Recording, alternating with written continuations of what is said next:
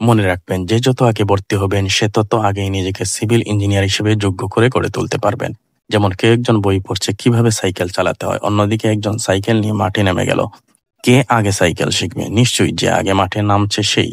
তাই বলবো, দেরি না করে আজই ভর্তি হন আমাদের কোর্সে। ধন্যবাদ।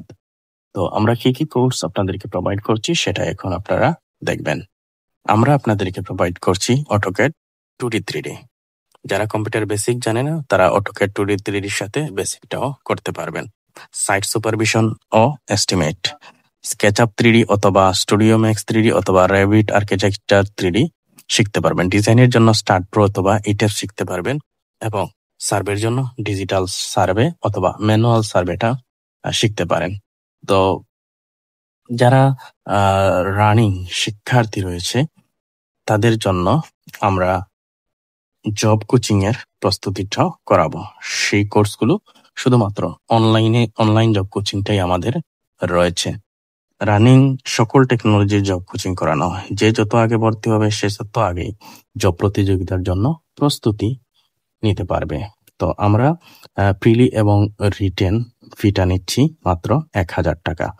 আপনারা যে সেমিস্টারে হন না কেন আপনারা 1000 টাকা দিয়ে আমাদের নন পার্ট কোর্সটা করতে পারবেন জবের। নন পার্ট হচ্ছে বাংলা, ইংরেজি, ম্যাথ এবং সাধারণ জ্ঞান। এই 4টা পার্টের প্রিলি এবং রিটেন পার্ট আপনাদেরকে শেষ করে দেওয়া হবে জাস্ট 1000 টাকা ফি দিয়ে।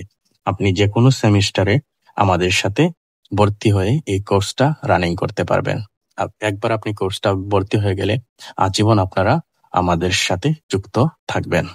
তো যারা কোর্স করতে চান তারা আমাদের নাম্বারে যোগাযোগ করতে পারেন। আমাদের নাম্বারটা হচ্ছে 01719979817। এই নাম্বারে আপনারা নক দিবেন।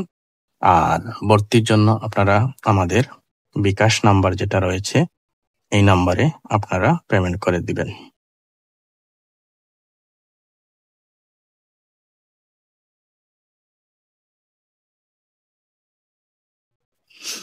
জিরো 01515 27 25।